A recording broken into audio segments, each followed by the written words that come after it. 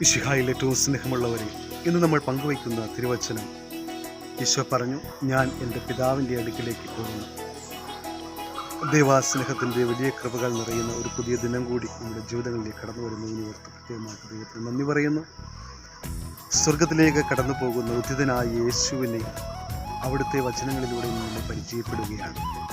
ഈശോ പറയുകയാണ്, ഞാൻ സ്വർഗത്തിലേക്ക് കടന്നു പോവുകയാണ്. ഞാൻ കടന്നു പോകുന്നില്ല എങ്കിൽ സഹായകൻ നിങ്ങളുടെ സമീപത്തിലേക്ക് കടന്നു വരികയില്ല. ഞാൻ പോകുന്നുവെങ്കിലോ സഹായകൻ നിങ്ങളുടെ അടുത്തേക്ക് കടന്നു വരികയും എല്ലാ കാര്യങ്ങളിലും നിങ്ങളെ പഠിപ്പിക്കുകയും നിങ്ങളെ ശക്തിപ്പെടുത്തുകയും ചെയ്യും എന്ന് യേശു പറഞ്ഞു വയ്ക്കുകയാണ്. നമ്മുടെ ജീവിതങ്ങളിൽ ഈ യേശുവിൻ്റെ സ്നേഹത്തെയാണ് നമ്മൾ തിരിച്ചറിയുക എന്ന് പരിശോധിക്കേണ്ടതായിട്ടുണ്ട്.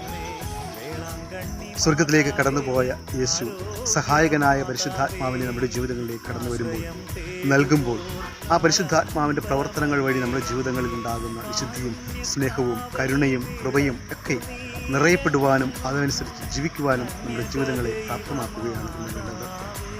ഉദ്ധിതനായ യേശു രക്ഷാകര ദൗത്യം പൂർത്തിയാക്കി സ്വർഗത്തിലേക്ക് കടന്നു പോകുമ്പോൾ നമ്മുടെ ജീവിതങ്ങളിലേക്ക് ആ രക്ഷാകര ദൗത്യം പൂർണ്ണമായിട്ട് ഉൾച്ചേർക്കുവാൻ നമ്മളെ സഹായിക്കുന്നത് പരിശുദ്ധാത്മാവാണ്.